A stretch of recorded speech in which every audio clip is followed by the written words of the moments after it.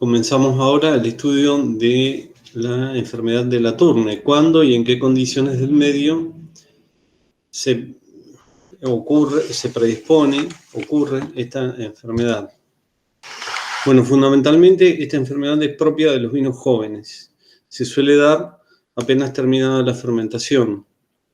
Y siempre una de las características es temperatura media alta, entre 20 y 25 grados, la temperatura óptima para la ocurrencia de esta enfermedad.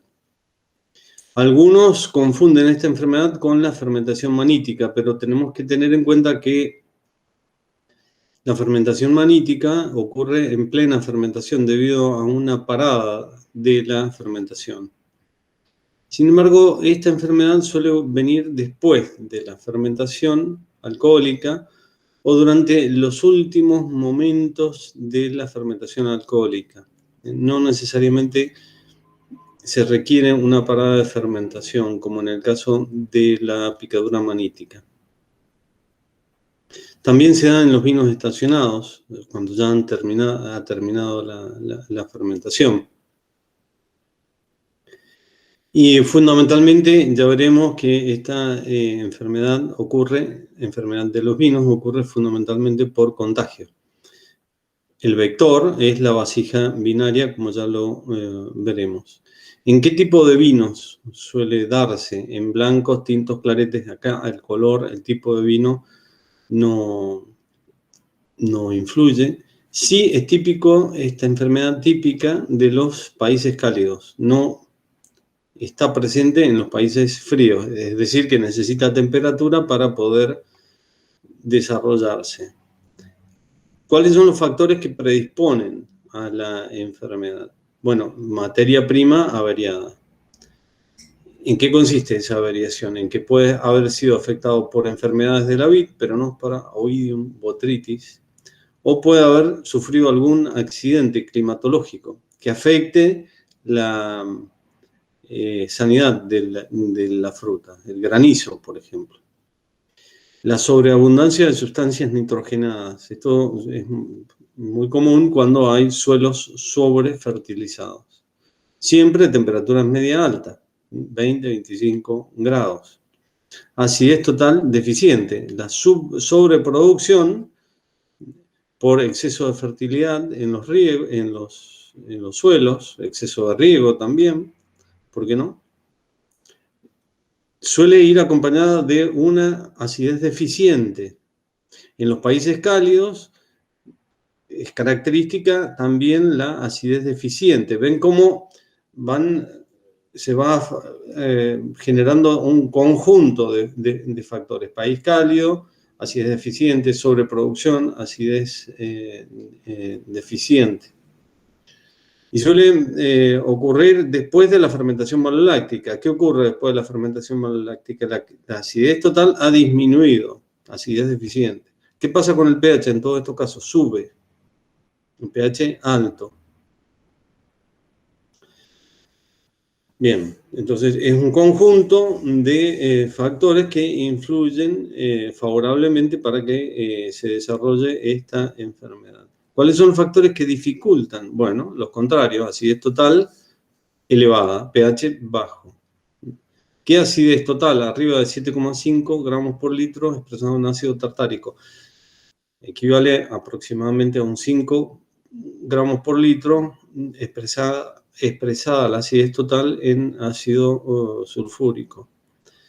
Fundamentalmente hay que mirar el pH. Por debajo de los vinos, por debajo de 3,3, prácticamente son un pH de 3,3 son inmunes. Muy difícilmente ocurre en vinos que de pH 3,5, alrededor de 3,5. ¿Cuáles son los factores que no influyen en esta enfermedad? Alguna vez se habló de que influye el alcohol, el tanino. Bueno, no influyen ni el alcohol ni el tanino porque se da igual en blancos que en tintos, tanino o sin tanino. Se da en vinos con mucho alcohol, de manera que el alcohol acá no es un factor que pueda incidir en la enfermedad. Características organolépticas de estos vinos. Bueno, a la vista comienza a desarrollarse la enfermedad, los vinos pierden brillo, pierden opalescen, se vuelven pálidos, opalescentes, es camino hacia la turbidez, desde un vino transparente a un vino turbio, ese es el camino. Suele comenzar a formarse una espuma persistente, extraña para un vino que ha terminado la fermentación. Se genera un desprendimiento continuo de anhídrido carbónico que llega a tener un rumor semejante al rumor típico de un vino que está terminando la fermentación alcohólica. Pero si estamos en condiciones de conservación, esta es una situación anómala, no es normal. El vino puesto en la copa es turbio y agitado, forma como ondas sedosas, como nubes que van dando vuelta, muy característico. De ahí el nombre de vinos torcidos, tourne en francés. Bueno, en la nariz el aroma es desagradable y cada vez va a ser más desagradable a medida que avanza la fermentación. Aparecen notas de chucrut, las notas que ocurren, que aparecen en el chucrut en el momento de la fermentación, que la fermentación de las coles no es del todo, no suele ser del todo agradable, o al menos no es agradable percibir ese aroma en un vino. Algunos atribuyen este aroma de chucrut a la presencia de acetoína, que es uno de los compuestos que va a aparecer consecuencia de esta enfermedad. En la boca son vinos que han perdido sabor o son decididamente desagradables a medida que avanza la enfermedad. Y finalmente, cuando los vinos están hace mucho tiempo que han sido afectados por esta enfermedad, son absolutamente desagradables. Huelen a sustancia en descomposición, materia orgánica en descomposición, a podrido. Bien, ¿cuáles son los microorganismos responsables? Siempre es el mismo concepto, si son las bacterias lácticas que se van adaptando a las diferentes circunstancias, aunque hay algunos autores que le han dado nombre, Bacterium tartaroftorum, pero en general otros autores los identifican, son bacterias lácticas, Lactobacillus plantarum, Hilgardii brevis, Leuconostoc oinos, Streptococcus bacterium, SP. Bien, ¿cuáles son los componentes del vino que atacan? El componente del vino atacado por excelencia por esta enfermedad, y es lo que caracteriza y sobre todo sirve como indicador de que realmente la enfermedad que está ocurriendo es la enfermedad de la turne, es la degradación del ácido tartárico. Y acá está el quimismo, de tartárico pasa a ácido oxalacético pirúvico. Ya vamos a ver que este ácido en las fermentaciones siempre va a estar presente como producto intermedio. Y a partir de él se forma láctico y acético, con desprendimiento de anhídrido carbónico, bastante anhídrido carbónico. Acá tienen la explicación de por qué en los vinos afectados aparece el anhídrido carbónico. Y muy importante, no es el ácido tartárico el único componente atacado, sino que también lo son los azúcares con formación de ácido láctico y acético, la glicerina con formación de ácido acético, propiónico y anhídrido carbónico, también el ácido málico con formación de ácido láctico y anhídrido carbónico. Me podrán decir, bueno, pero que esto es la fermentación maloláctica. Lo es, pero en condición absolutamente descuidada, anómala, con malos resultados. La materia colorante también es atacada y se insolubiliza y precipita, de modo que los vinos empalidecen. ¿Por qué se vuelven pálidos? Porque pierden el color característico. Hay también formación de acetoína. También hay disminución del extracto seco, es decir, disminuye la concentración de ácidos, disminuye la materia colorante, disminuye la concentración de glicerina. Hay una disminución en el extracto, hay una disminución en la acidez fija, porque disminuye el ácido málico, el ácido tartárico. Hay una caída de la materia colorante, hay una caída en las sustancias nitrogenadas porque son consumidas por las bacterias para poder vivir, y hay un aumento significativo de los ácidos volátiles. Ácidos volátiles, acá tenemos ácido acético. También aumenta el láctico, pero el acético, el anhidrido carbónico, hay mucha producción de anhidrido carbónico aquí y acá. Bien. Entonces, estas son las características que nos van a permitir individualizar a esta enfermedad y diagnosticar esta enfermedad. Muy importante. Bien, ¿cómo se puede prevenir esta enfermedad? Fundamentalmente, manteniendo limpias la vasija binaria, libre de contaminación. Porque ya lo dijimos, pero lo vamos a afirmar una vez más. Aquí el vector que permite la contaminación son las bacterias que están alojadas en las vasijas binarias mal limpiadas. Esta bacteria se desarrolla a expensas del ácido tartárico y de las sales del ácido tartárico. ¿Cuáles son las sales del ácido tartárico? El bitartarato de potasio, el tartarato de calcio, que son sales insolubles y se adhieren a las paredes de las vasijas binarias. Bueno, cuando las paredes de las vasijas binarias no son correctamente limpiadas, estas sales no son removidas. Antiguamente en las paredes de las vasijas binarias se dejaba que se formara una película de bitartarato de potasio porque este generaba una suerte, y de hecho lo era, de película que separa el vino de la pared de la vasija binaria, y de esta manera impide que haya una migración de los componentes con los que se construyó la vasija binaria al vino. Por ejemplo, la cesión de calcio al vino. El calcio es uno de los constituyentes del hormigón. Entonces se dejaba que se formara una película de bitartarato de potasio en toda la vasija binaria, que se llama tártaro, y de esta manera se impermeabilizaba la vasija binaria. Hasta ahí todo bien.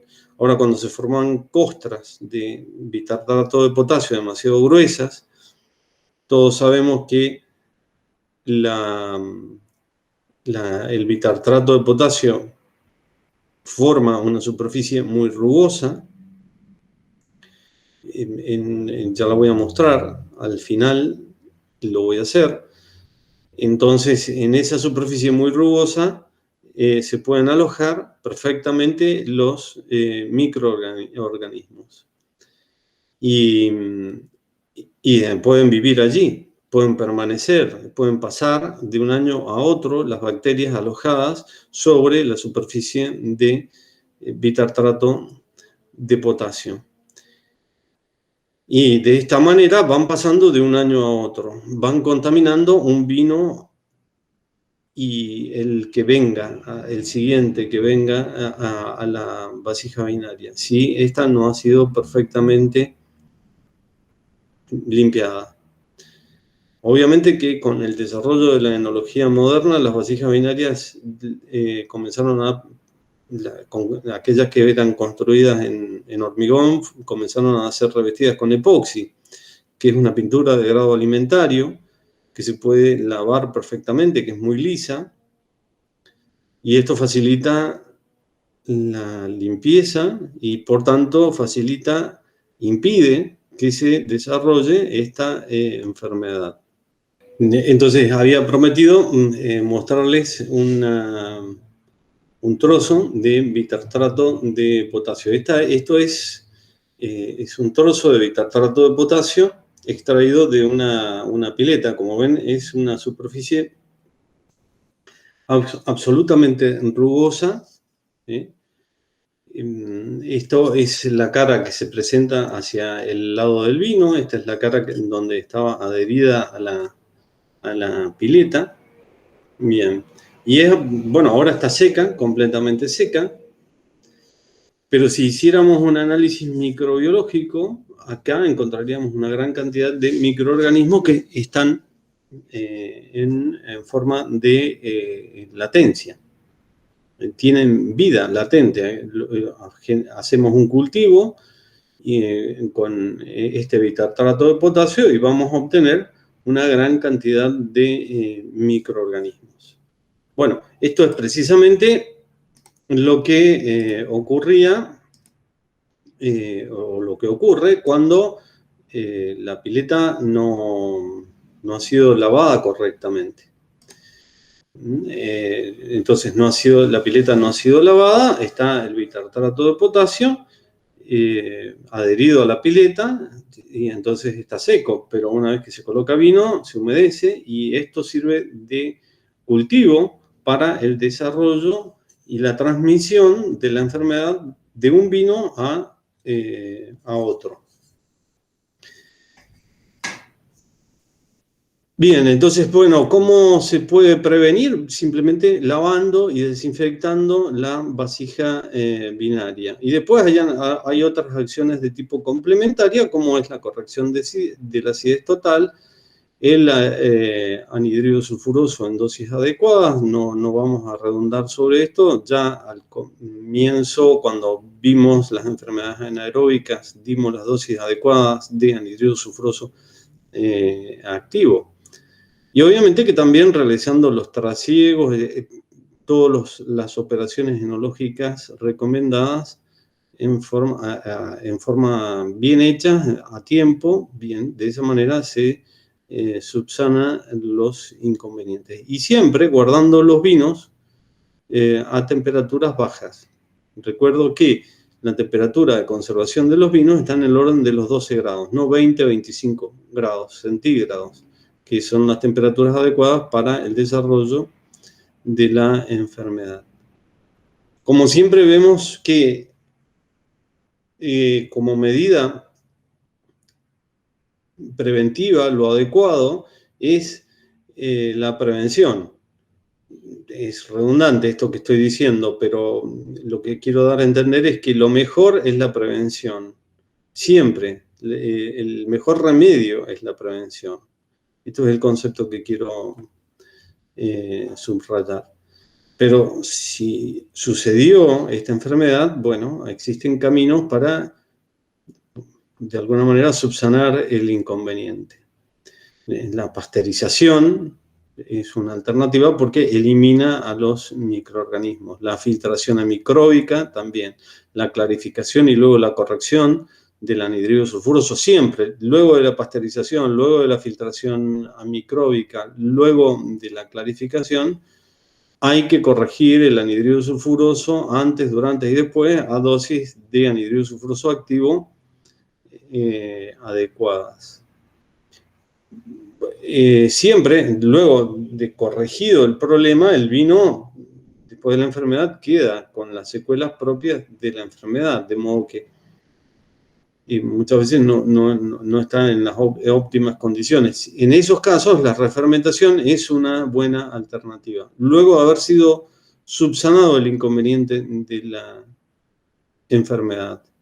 De ninguna manera hay que mandar a refermentar un vino enfermo porque se termina contaminando el vino sano con el enfermo. La turne en nuestro medio prácticamente ha desaparecido gracias a que se han empezado a utilizar vasijas binarias adecuadas. Vasijas de acero inoxidable especialmente, vasijas de cemento pero revestidas con epoxi. En definitiva, vasijas que se pueden limpiar correctamente. Últimamente se han desarrollado vasijas binarias hechas de hormigón, pero un hormigón perfectamente vibrado, de grado alimentario. De modo que es un hormigón en donde se puede mantener el vino, conservar el vino sin necesidad de pintar con epoxi, pero Es una vasija que se puede lavar perfectamente. Bueno, muy bien, esa sirve perfectamente. También la vasija de madera sirve perfectamente, pero también debe ser lavada. Las superficies porosas hay que lavarlas haciendo más hincapié que en las superficies más lisas. ¿Por qué? Porque en la superficie rugosa, como el bitartrato de potasio, en estas superficies rugosas, bueno, es más factible el alojamiento de los microorganismos. En la bibliografía, el padre Oreglia cita que esta es la segunda enfermedad luego de la picadura ascética. Es decir, la enfermedad que produjo más daño, más avería en los vinos, fue la turne. En nuestro medio, porque claro, nuestro país es un país cálido, especialmente San Juan es una zona cálida. Y llegó un momento de nuestra historia donde se producía mucho vino y grandes cantidades de vinos eran afectados por esta enfermedad, por la enfermedad de la turne. Fue tal el problema de la enfermedad de la turne que en algún momento llegó a plantearse en el Congreso, se llegaron a hacer planteos incluso frente al presidente de la Nación, que curiosamente era un sanjuanino, el presidente Domingo Faustino Sarmiento. Sarmiento, que conocía perfectamente la vitivinicultura porque había nacido en una provincia vitivinícola, en una de las respuestas por escrito al doctor Secundino Navarro, a prestar atención, le respondió lo siguiente, leo, los vinos se tuercen, acá está hablando de la enfermedad de la turne, vinos torcidos, repito, los vinos se tuercen porque son torcidos los procedimientos. Y vinagre, la inteligencia de quienes los elaboran. Repito porque la frase no tiene ningún desperdicio. Los vinos se tuercen porque son torcidos los procedimientos. Y vinagre, la inteligencia de quienes los elaboran. ¿Qué estaba diciendo Sarmiento? Que se estaban empleando malos procedimientos para elaborar los vinos. Y tenía razón, ¿sí? Porque son torcidos los procedimientos. Y vinagre, el vino se avinagraba después de la turne. Vinagre era la inteligencia de quienes elaboraban los vinos, porque no aprendían a hacerlo. Y así ocurrió. Realmente pasaron muchos años hasta que, gracias a Dios, el padre Oreglia pudo explicar esta enfermedad y poner la solución a esta enfermedad. Y esto se hizo estudiando la enfermedad a fondo y encontrando las causas y luego la solución a los problemas. Y la solución a este problema fue la limpieza. ¿Qué ocurría? En San Juan los vinos se elaboraban en la parte superior, en la planta alta de las bodegas, no había refrigerantes, los vinos al final de la fermentación terminaban con una temperatura cercana a 30 grados. La fermentación se dividía en dos etapas. Primero la fermentación tumultuosa y luego terminaba una segunda etapa de fermentación lenta. En las piletas de fermentación se hacía, que estaban en la parte alta de la bodega, se incubaban las uvas, se fermentaban con orujos, con ollejos, luego se prensaba para claretes, rosados, tintos, era siempre este procedimiento, incluso para algunos blancos también. Entonces había una parcial maceración, inicio de la fermentación, parcial maceración, más o menos larga en función de que fuera blanco, clarete, rosado o tinto.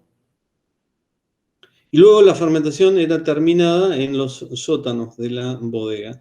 Durante la primera etapa de fermentación, la temperatura llegaba a cerca de los 30 grados.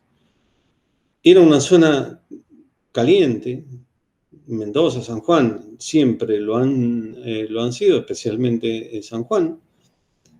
Y luego los vinos se terminaban de fermentar en los sótanos. Los sótanos son especialmente isotérmicos, pero cuando iban a los sótanos, los vinos iban a cerca de 25 grados centígrados. De modo que los vinos pasaban prácticamente todo el invierno entre 25 y 20 grados centígrados en los sótanos de la bodega, porque precisamente los sótanos son isotérmicos.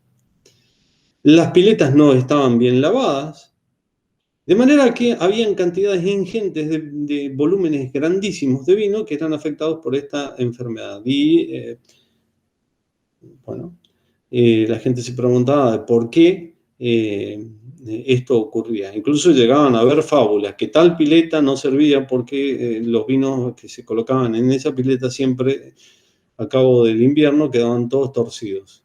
Pero bueno, torcido era el procedimiento y vinagre el conocimiento de quienes lo elaboraban. ¿Por qué? Porque no limpiaban bien las piletas, porque no entendían el proceso de la vinificación. Lo menciono porque precisamente esto es lo que hay que, como enólogos, lo cita el padre Oreglia en el prólogo a la segunda edición, dice que en este orden nosotros queremos que nuestros técnicos no caigan en el mismo error que cayeron muchas generaciones de enólogos en nuestro país. Bien, con esto damos por terminado el interesante estudio de la enfermedad de la Tourette. Finalmente llegamos al estudio de la enfermedad del amargo. ¿Cuándo y en qué condiciones se produce esta alteración? Inmediatamente después o al mismo tiempo que la enfermedad de la Tourette. Recuerdo que en las enfermedades anaeróbicas hay una cierta secuencia, se van dando una detrás de otra. Si están dadas las condiciones, se va a producir en primer lugar la manítica, luego sigue la picadura láctica y a continuación podrían suceder la fermentación maloláctica, pero de un modo descontrolada, es decir, como enfermedad, la grasa, la Tourette, el amargo. Y todas estas enfermedades se producen en el seno del vino, es decir, donde los niveles de oxígeno son muy bajos. Es decir, que es una enfermedad anaeróbica. Bien.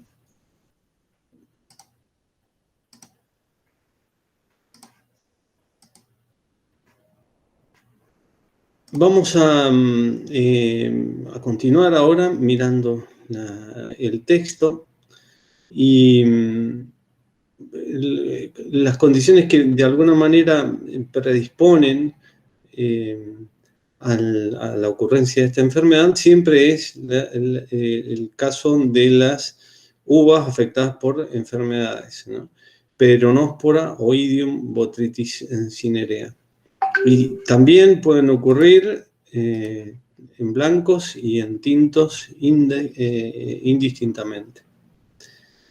¿Cuáles son los factores que predisponen para el ataque? La abundancia de sustancias nitrogenadas, fíjense cómo esto es recurrente. En la presencia de azúcar, sustancias nitrogenadas, ácido málico, siempre son factores que desencadenan inestabilidad microbiológica. En este caso, la abundancia de sustancias nitrogenadas, la deficiencia de acidez total.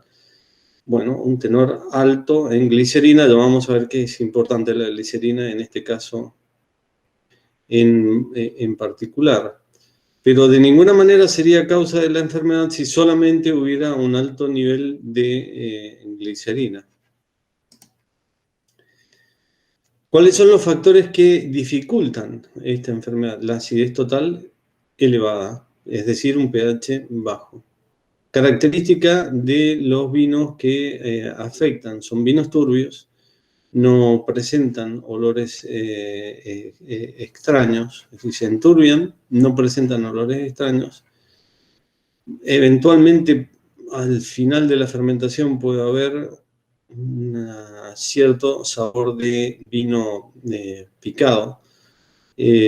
Bueno, al principio en el sabor son insípidos, luego aparece este neto sabor amargo, desagradable.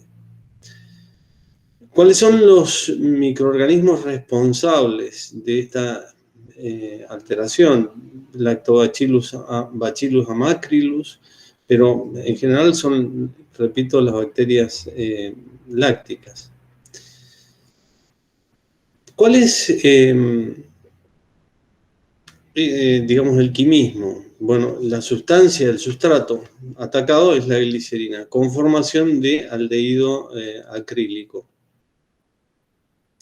o acroleína. Pero luego se vio que en realidad la acroleína en un medio ligeramente se reducía y forma divinilglicol. Esta sustancia es el divinilglicol bastante amarga. Hay otros autores, esto está bastante discutido, donde dicen que la sustancia amarga provendría de la oxidación del tanino. Hay otra tendencia también formada por otros autores donde dice que es la acroleína con los compuestos polifenólicos del vino. Ya vamos a ver al final que el sabor amargo también puede tener otras razones que no son estrictamente enfermedad. El sabor amargo en un vino puede tener como dos caminos distintos. Uno debido a la enfermedad, que es lo que estamos viendo en este momento. Pero también puede aparecer el sabor amargo sin que tenga ningún tipo de intervención, ninguna enfermedad. Sino que aparece el sabor amargo por cuestiones totalmente naturales. Pero no hay que confundir uno y otro. Una cuestión es el amargo por razones naturales y el otro es el amargo debido a una enfermedad. Ya veremos que la diferencia entre uno y otro es que cuando es proveniente de una enfermedad, el vino se presenta turbio, debido precisamente a la presencia de los microorganismos. Y cuando el vino aparece el sabor amargo debido a razones estrictamente naturales, ese vino no se presenta turbio, solamente aparece el sabor amargo sin ningún otro tipo de modificación de la turbidez. Bien, hay otra tendencia que dice que el proceso, la formación del amargo se produce en dos fases completamente diferenciadas. Una de naturaleza microbiológica, la segunda de naturaleza química. En la primera fase, de naturaleza microbiológica, habría una descomposición de la glicerina por parte de microorganismos con formación de acroleína y ácidos volátiles. Y en la segunda etapa, química, la acroleína se combina junto con el tanino, los antocianos y forman sustancias amargas.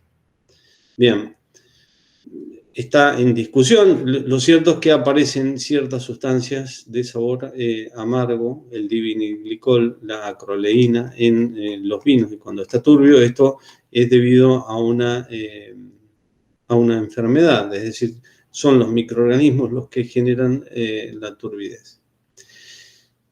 Bien, si es el caso de una enfermedad, ¿cómo podemos establecer remedios curativos? Siempre primero la prevención, pero si ha ocurrido hay que poner un remedio.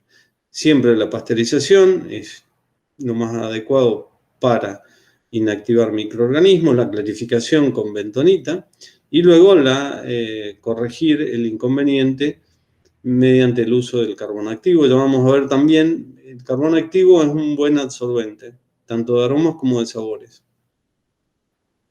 Hay carbones activos más específicos. Algunos actúan más sobre la fase de los ápidos, del sabor, que serían los más adecuados para esta corrección, y hay otros que actúan más sobre el factor aromático. Pero todos corrigen correctamente. Ya veremos que también la polivinil polipirrolidona, PBPP, es un buen elemento, un buen clarificante para corregir estos inconvenientes. Entonces les había dicho que el sabor amargo de los vinos puede tener dos orígenes. Uno microbiológico, que es el que acabamos de ver, y el otro, el sabor amargo, gusto amargo natural, que puede estar naturalmente presente en los vinos. ¿Por qué? Porque en la uva hay ciertos componentes que tienen sabores amargos, más o menos amargos, ya vamos a ver algunos aspectos. Por ejemplo, el ollejo, si uno mastica solo el ollejo de la uva es dulce, pero si uno separa la piel, que es dulce, la pulpa, que es dulce, y se queda solo con la piel, y mastica la piel, ese ollejo es más o menos amargo. Los procesos fermentativos, cuando incluyen a la hoja y al escobajo, es decir, cuando se ha realizado la cosecha y no se ha limpiado perfectamente la vendimia, y hay presencia de escobajo, ahí la descobajadora no funcionó del todo bien, hay presencia de restos de hoja, la cosecha no fue del todo limpia, y mucho peor todavía cuando la máquina descobajadora o la despalilladora rompe la semilla, o la prensa rompe la semilla, y hay una maceración junto con la semilla. Bueno, la hoja, el escobajo, la semilla tienen sustancias amargas que obviamente van a difundir durante la fermentación al vino, y luego el vino adquiere estas características amargas. Entonces hay ciertas partes de la uva que contienen naringina. La naringina es un glucósido blanco cristalino soluble en el alcohol, es decir, especialmente soluble durante la fermentación, y es muy amargo, mucho más amargo que el sulfato de quinina, que es una sustancia, o la quinina, que es muy amarga. Bien, ahí tienen la fórmula de la naringina, y además hay variedades de uva que de suyo, en la composición química, es un componente natural la naringina. Entonces hay variedades un poco más amargas que otras. Aunque la uva de suyo, todas las uvas, como son muy dulces, el sabor amargo queda opacado, no se percibe. Y de hecho, en pequeña cantidad el sabor amargo no molesta porque exalta otros sabores. El problema es cuando está exagerado, exacerbado el sabor amargo. Y hay otras causas que también explican el sabor amargo. Por ejemplo, algunos compuestos fenólicos como la catequina, que provienen de la oxidación de los compuestos de las sustancias fenólicas. Estas sustancias, las catequinas, favorecen, son amargas, favorecen el desarrollo amargo. Hay otras sustancias altamente polimerizadas, como en el caso de las oxiquinonas, especialmente las oxiquinonas condensadas, estas que estoy marcando acá, tienen un notable gusto amargo y además una sensación astringente. Las uvas afectadas por una enfermedad, un hongo, botrytis cinerea en concreto, adquieren un neto sabor amargo, consecuencia del desarrollo de esta enfermedad.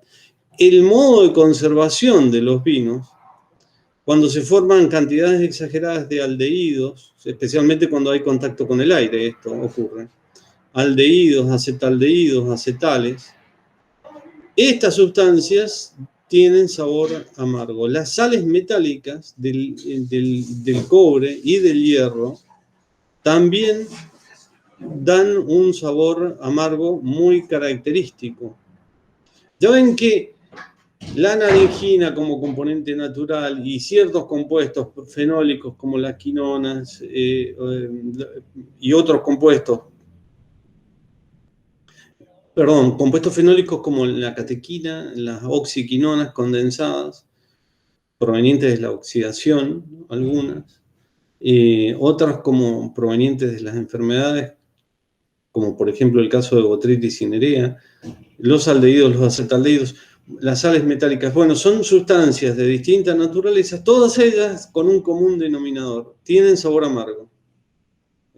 Ninguna de estas razones se engloba en una enfermedad, ninguna de estas razones es producto de una enfermedad. Son cuestiones netamente químicas que aparecen en la uva y están muy relacionadas con el proceso de elaboración, la presencia de hoja, de escobajo, de la ruptura de la semilla. Sí tiene una fuerte importancia el modo en que es elaborada. También el modo en que se cultiva la uva. Cuando las uvas son cultivadas en suelos salitrosos, tienen un característico sabor amargo y terroso, en este caso, debido fundamentalmente a la concentración de potasio y magnesio. El magnesio es especialmente amargo cuando sobresale en la composición química de la uva. Bueno, y frente a esto, ¿qué se puede hacer?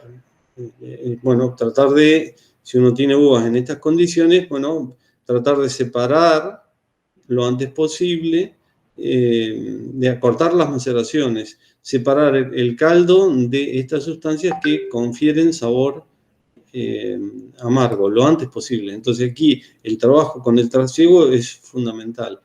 Y después las correcciones, como ya había mencionado, de la polivinil polipirrolidona, PBPP, carbón también, son especialmente recomendadas. Especialmente, la más interesante de todas es la polivinil polipirrolidona. Y repito una vez más, la gran diferencia que existe entre el sabor amargo, que tiene un origen natural, y el sabor amargo que proviene de una enfermedad, es que cuando es natural el vino se presenta límpido. Y cuando proviene de una enfermedad, la existencia del microorganismo confiere una turbidez característica. Muy bien, con esto terminamos el estudio de las enfermedades de los vinos.